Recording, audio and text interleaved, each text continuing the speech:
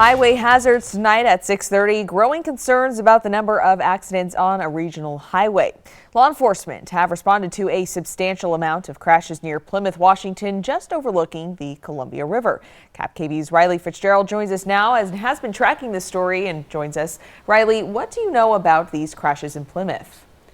Maddie, there have been several fatality crashes around Plymouth and along State Route 14. According to Washington State Patrol, there's been 1 death this year and 2 reported last year on 14 alone. I talked to fire and emergency officials today in the area, the ones who respond to all these crashes, and they say when it comes to State Route 14, there's no room for mistakes.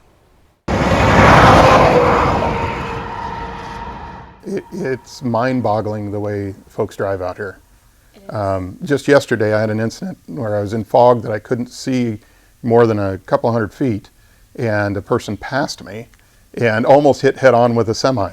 While driving back to Plymouth from Patterson, Chief Watt said to look for the crosses that line State Route 14, sometimes all that remain from fatality crashes. I have my children on these roads, and it scares me every day they go out there. On a road traveled like SR 14, 221, and Interstate 82, in southeastern Washington, mistakes just can't happen. Any 2-lane highway in Washington State, there's no room for error.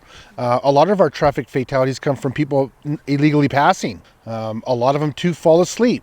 They're tired and they're driving drowsy. A lot of people are driving under the influence. Because of the high speed this highway allows, Chief Watt says it's not possible for a crash to be mild. I have our dispatch center even send us to non-injury accidents because there's no such thing as a fender bender out here. It's high speed, a lot of energy is transferred, and people get really hurt.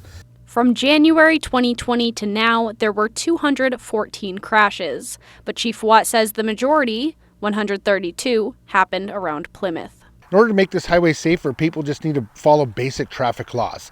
Stop it at stop signs, yielding the right of way, driving the speed limit, and not driving DUI. Residents say the Department of Transportation has been working to make improvements along the intersection near Plymouth, such as adding left turn lanes, but they've only made the lanes more narrow. The fire chief says more changes are coming and they couldn't come soon enough.